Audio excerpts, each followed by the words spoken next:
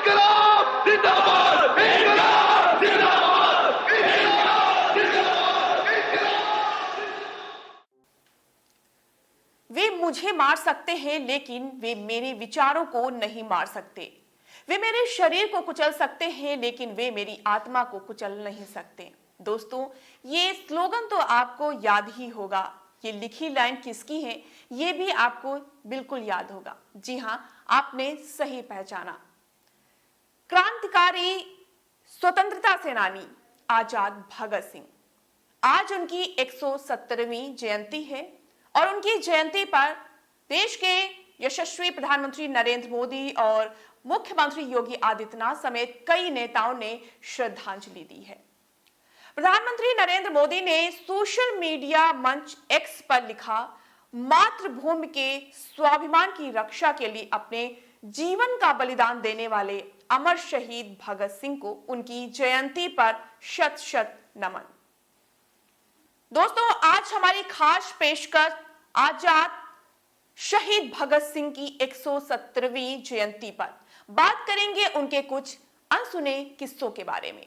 नमस्कार, आप देख रहे हैं न्यूज़ टाइम 7 मीडिया और मैं हूं आपके साथ मधुमिता। शहीद भगत सिंह का जन्म 28 सितंबर 1907 को लालपुर जिले के बंगा में हुआ था, जो अब पाकिस्तान में है। उनका जन्म एक ऐसे परिवार में हुआ जिसकी 5 पीढ़ियों ने क्रांति की ज्वाला का उद्घोष किया था। यह बात उस समय की है जब उनके चाचा यानी अजीत और श्वान सिंह भारत की आजादी में अपना बढ़ चढ़कर सहयोग दे रहे थे और दोनों ही करतार सिंह सराभा द्वारा संचालित गदर पार्टी के सदस्य थे। भगत सिंह पर इन दोनों का काफी ज्यादा प्रभाव पड़ा था, इसलिए वे बचपन से ही अंग्रेजों से बहुत ज्यादा घृणा करते थे। बता दें, भगत सिंह करतार सिंह सराभा और लाला लाजपत राय से काफी ज्यादा प्रभावित थे। 13 अप्रैल 1999 को जलियांवाला बाग हत्याकांड का भगत सिंह के बाल मन पर बड़ा गहरा प्रभाव पड़ा।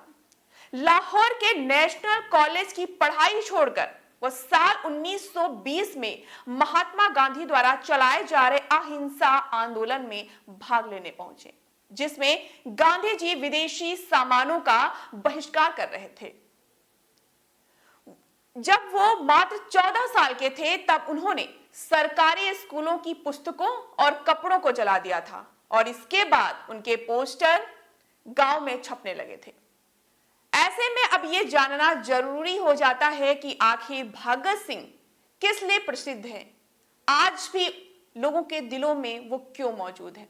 सन 1921 में जब चौरा चौरा हत्याकांड के बाद गांधी जी ने किसानों का साथ नहीं दिया, तब भगत सिंह पर इसका बहुत ज्यादा प्रभाव पड़ा, जिसके बाद वो चंद्रशेखर आजाद के नेतृत्व में गठित हुई गदर दल के हिस्सा बन गए।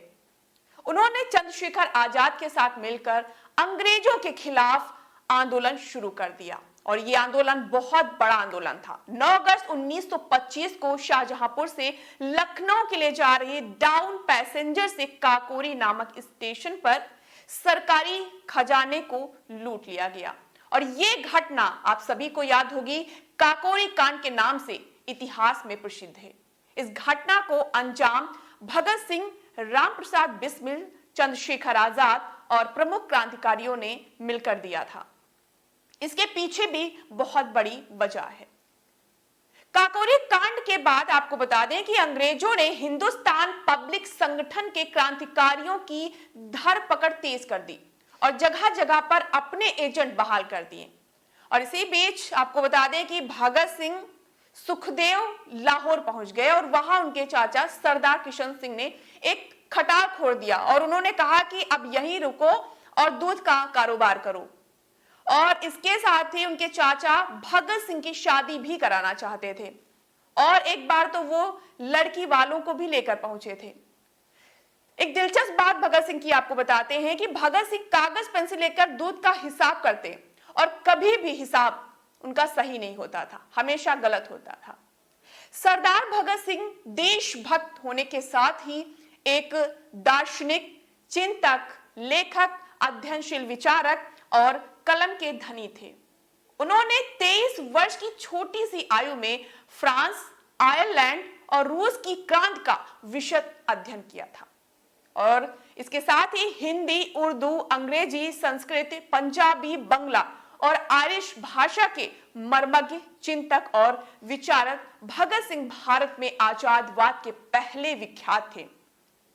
इसके साथ ही वो अच्छे वक्ता और पाठक भी थे। उन्होंने अकाली और कीर्ति 2 अखबारों का संपादन भी किया। भगत सिंह करीब 2 साल जेल में रहे और इस दौरान वो लेख लिखकर अपनी क्रांतिकारी विचार व्यक्त करते रहे। उनकी क्रांतिकारी नहीं रुकी। जेल में रहते हुए भी उनका अध्ययन बराबर जारी रहा। उस दौरान उनके लिखे लेख और परिवार को लिखे पत्र आज भी उनके विचारों के दर्पण हैं। उन्होंने अपने लेख में कई तरह से पूंजीपतियों को अपना शत्रु बताया। उन्होंने जेल में अंग्रेजी में एक लेख लिखा था जिसका शीर्षक था मैं नास्तिक क्यों हूं। जेल में भगत सिंह व उनके साथियों ने 64 दिनों तक भूख हड़ताल की थी।